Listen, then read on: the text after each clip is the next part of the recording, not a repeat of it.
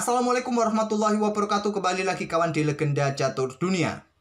Fabiano Caruana sementara di babak keempat memimpin klasemen sementara dari 12 Grandmaster yang ikut serta di kejuaraan nasional Amerika Serikat 2023. Fabiano Caruana memetik 3 poin kawan hasil dari 2 kali kemenangan di game ketiga dan game keempatnya, dan 2 game lainnya berakhir miss, sementara memimpin sampai babak keempat ini. Kemarin di babak ketiga kawan ada Grandmaster termuda sepanjang sejarah Abhimanyu Mishra memimpin klasemen sampai babak ketiga kemarin, memetik 2 kali kemenangan, 1 kali remis. Tapi sayangnya di game keempatnya kawan dia kalah oleh Hans Niemann. Kita akan ulas gamenya nanti kawan. Dan di babak ketiga Abhimanyu Mishra sempat menembus elo rating 2600 yang menjadikan dia sebagai Grandmaster 2600 termuda sepanjang sejarah yang berhasil menembus angka 2600 kawan.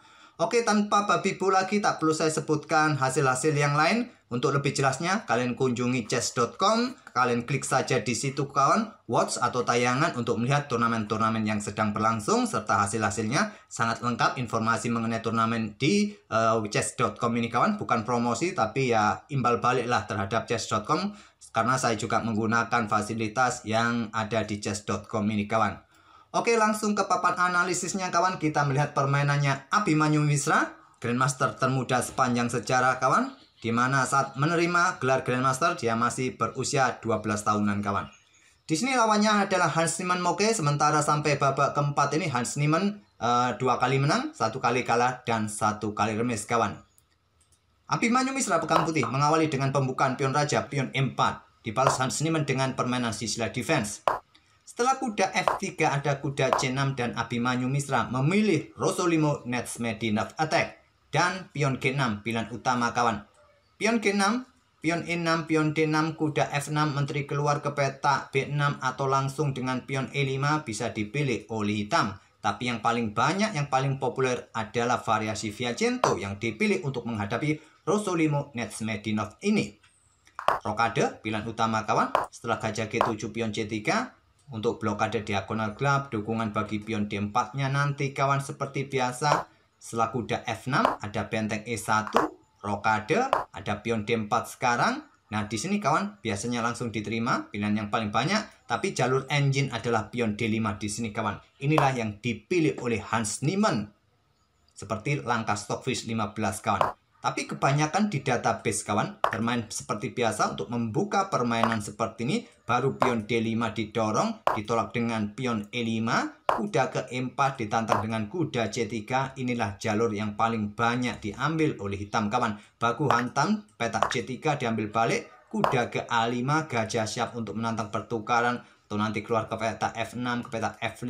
Di sini gajah bisa keluar ke peta G5 ataupun juga bergerak ke peta D2 kawan, keluar ke peta A3 menyerang pion bersama benteng, atau cukup ke peta F4 bisa dilanjutkan oleh gajah. Kembali lagi ke langkah aslinya kawan. Memilih langsung dengan pion D5, pion E5, kuda lompat ke E4, dan di sini gajah sikat kuda C6.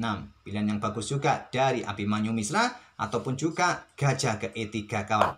Untuk perkuat posisi pion, mungkin akan didahului di sini oleh hitam atau mengembangkan gajah terangnya kawan terlebih dahulu, menteri keluar peta B6 atau tadi langsung baku hantam pion. 2 pilihan terbaik, gajah pukul kuda C6 atau gajah ke E3. Sikat kuda C6 terlebih dahulu oleh Abhimanyu Mishra, ambil balik oleh pion B, baru gajah E3 di sini kawan untuk perkuat posisi pionnya, dan nanti baru pengembangan kuda bergerak ke D2. Kalau bergerak ke peta D2 terlebih dahulu, gajah tadi akan sulit keluar oleh kuda yang ada di peta D2 ini kawan. Oleh karena itu dikeluarkan terlebih dahulu agar tidak terjebak oleh kudanya di peta D2 sendiri nanti. Dan bisa melanjutkan hitam dengan pion C pukul pion D4 seperti tadi, nanti disusul kuda ke peta C3 kawan. Tapi memilih keluar menteri ke peta B6, coba pressure pion di sini, backup oleh menteri peta C1, dorong pion C4 kawan untuk mendapatkan ruang. Hans Niemann di sini side menteri, dan kuda B berkembang ke D2 menantang pertukaran, langsung diterima agar pionnya tidak jelek rusak kawan. Kemudian diambil balik oleh kuda. Di sini gajah F5 untuk mendapatkan diagonal yang bagus untuk menempatkan jangkar serangan kawan. Ada gajah yang mungkin ditempatkan di peta D3 nanti, pion B3 tantang Abhimanyu Mishra. Dan dengan keberadaan gajah kawan, sulit bagi benteng nanti akan menepati lajur B ini, walaupun lajur B bisa terbuka. Oleh karena itu tadi kuda ini ditarik mundur untuk ambil balik dan perkuat posisi petak B3-nya jika terjadi pertempuran. Gajah D3 terlebih dahulu, pion H4 dihentikan dengan pion H5, gajah G5 tekan pion, dan di sini pion F6. Saran dari Stockfish yang terkuat memilih geser benteng FE8 jaga pion. Selanjutnya buka lajur B kawan, pion B pukul pion C4, ambil balik oleh pion D kawan, membuat posisi pionnya bertumpuk di lajur C. Memang sulit kawan kalau tidak ambil menggunakan pion, kalau menggunakan gajah langsung ya sama saja nanti kawan. Bertumpuk dua pion hitam di lajur C. Sekalian ambil balik menggunakan pion D untuk perkuat posisi gajahnya tetap mengganggu di area pertahanan putih. Kuda ke E4 untuk mencoba nanti menjadi jangkar serangan di sisi menteri, lompat ke petak C5 kawan. Coba ganggu area pertahanan hitam. Tanpa menunggu lama, gajah sikat kuda agar tidak mengganggu area pertahanannya diambil balik oleh benteng. Kita temui permainan gajah gelap versus gajah gelap dengan jumlah pion yang sama. Cuma di sini putih unggul dalam konstruksi pion kawan. Posisi pionnya masih bagus. Terdapat hanya ada dua kumpulan pion saja, hanya ada satu pion terpisah. Sedangkan hitam punya satu pion terpisah di lajur A dan dua pion terpisah bertumpuk di lajur C. Kurang enak permainan endgame nantinya bagi hitam di posisi seperti ini dengan struktur pion yang terpisah-pisah. Tinggal bagaimana menunggu bagaimana Abimanyu Mishra nanti menemukan langkah-langkah presisi. Benteng AB8, benteng E2 turun untuk backup petak B2 kawan. Saran dari Stockfish tadi terlalu pasif, benteng mundur. Menteri bergerak ke petak F1, coba tekan pion yang di sini untuk dukungan bagi pionnya juga di lajur F nanti ke depan. Tapi memilih benteng ditarik mundur ke baris kedua, jaga petak B2-nya. Menteri A5 di sini. Kemudian ada menteri ke E3, ada menteri ke D5, lanjut Hans Niemann, kemudian ada benteng ASE1 didorong, bertukar nanti di petak E6 mungkin. Kemudian ada menteri E6 langsung blokade. Menteri naik ke E4. Benteng naik ke petak B5, di sini lanjut Hans Niemann, ada pion F3 terlebih dahulu untuk kontrol petak G4 dari ancaman pertukaran menteri di petak G4 kawan, dan menteri D5 menantang pertukaran, menolak bergeser ke F4. Pion C5 langkah bagus dari Hans Niemann untuk memecah struktur pion putih kawan, diterima juga, diambil balik oleh menteri Skak, blokade oleh menteri E3 dan benteng C8 lanjut Hans Niemann. Menteri mundur tadi juga salah satu opsi kawan, tapi memilih geser benteng ke C8 dan di sini yang terkuat pion A4 terlebih dahulu usir benteng kawan.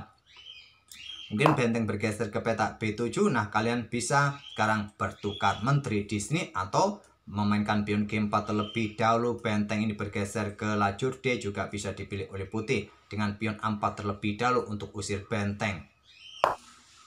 Memilih dengan pertukaran langsung dan benteng C ambil balik menteri C4. Kemudian pion E6 diadu langsung diterima oleh Hans Niemann. Tidak mau ambil langsung kawan karena posisi pion ini dalam ancaman. Tidak coba backup dan di sini pilihan terbaiknya ambil pion E7 kawan. Tapi memilih dengan langkah benteng E4. Tekan pion yang di sini. Kalau gajah ambil pion di sini, benteng siap untuk menusuk nanti kawan di petak C4. Itulah yang terjadi. Benteng C1. Gajah bergeser, kemudian benteng E yang ambil pion C4. Pion A4 terlebih dahulu saran dari Stockfish kawan. Kalau benteng ini mencoba pertahankan pion dengan dua bentengnya, alamat sudah dia akan kena tusuk sate di sini. Kemungkinan benteng ini akan digeser mundur ke B7 seperti tadi kawan. Memilih dengan langkah benteng E ambil pion C4, baku hantam benteng di petak C4, kemudian di sini benteng B1 yang terkuat. Memilih dengan langkah gajah G3 terlebih dahulu untuk awasi ruang-ruang gelap, tujuannya nanti ke petak B1. Kalau langsung dengan benteng B1 Skak, seumpama di sini diblokade oleh gajah kawan, maka alamat sudah kawan, ada gajah di sini. Jatuh perwira putih ini. Kalau diblokade oleh benteng ini bergerak ke petak B2 saja untuk incar pion, mungkin didorong ke petak A4. Nah, kalian bisa bergerak benteng A2 kawan, nanti bisa disusul dengan gajah, awasi petak ini, dan benteng tidak akan berani untuk meninggalkan baris pertamanya. Tapi langsung dengan gajah G3 terlebih dahulu, raja bergeser ke F1. Di sini benteng B1 Skak, Yang terkuat benteng cukup ke B2, tapi langsung benteng B1 skak. Blokade oleh gajah. Bergerak ke E2 langsung yang terkuat kawan. Memang terlihat akan jatuh salah satu pion ini kawan. Bisa jatuh juga. Tapi dengan gajah ke C1 ada benteng A1, pion A4. Gajah ambil pion H4 kawan. Kalau benteng ambil gajah di sini, maka gajah di sini jatuh temponya skak. Memilih raja bergerak ke E2. Benteng A2 skak untuk rebut pion yang di sini mungkin. Di sini blokade oleh gajah. Ada gajah G5 kawan. Ada pion F5 untuk blokade tekanan pada gajah D2. Gajah mundur ke H6. Raja bergerak ke D3. Ditantang dengan pion E5. Perkuat dengan pion G3. Pion E pukul pion F4. Pion G pukul pion F4. Gantian ada pion E5. Dan benteng C8. Lanjut Abhimanyu Mishra.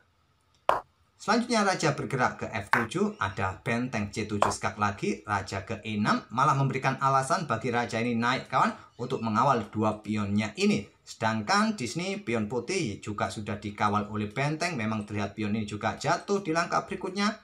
Benteng ambil pion A7, lanjut Abhimanyu Mishra masih berharap pada satu pion bebasnya. Pion E pukul pion F4, benteng A6 skak, raja maju untuk melindungi pionnya dan siap juga nanti mengawal pionnya kawan. Bergerak di lajur H ini siap promosi. Melakukan skak lagi, raja maju ke G4, benteng A6 serang pion. Di sini pion H4 terlebih dahulu kawan, menyerahkan pion yang di sini untuk mempercepat pion hanya bisa promosi. Karena jika tadi pion ini didorong untuk menghindari ancaman benteng, gajah jatuh, jadi lepaskan saja pion. Benteng ambil pion G6 skak, blokade dengan gajah. Gajah ke B4, kemudian ada pion F3. Gajah ke C5 untuk ya mencegah pergerakan pion, tapi masih ada benteng di sini kawan. Gantian dorong pion H3, gajah E7 kawan. Lepaskan gajah, memilih dengan langkah pion F2. Sikat oleh benteng, raja bergeser ke F4 untuk kawal peta F5 agar benteng tidak mencoba menusuk pionnya kawan. Di sini di langkah ke-53, Abhimanyu Mishra menyerah sehingga dia sudah kehilangan pimpinan klasmen di babak keempat kawan, digeser oleh Fabiano Caruana. Oke, itulah kawan permainan dari Hans Niemann kawan. Dia memetik kemenangan di babak keempat. Setelah sebelumnya dia kalah oleh Sam Saklan di babak ketiga. Dan dia sempat menang atas Sam Sevian di babak kedua. Sehingga sekarang posisi Hans Niemann berada di posisi kedua bersama Abhimanyu Mishra dan Sam Sevian. Oke, kita tunggu babak kelima seperti apa nanti malam kawan. Nanti dini hari kita coba ulas esok hari. Dan kita akan bertemu di video-video berikutnya. Terima kasih sudah mampir tiap hari. Wassalamualaikum warahmatullahi wabarakatuh.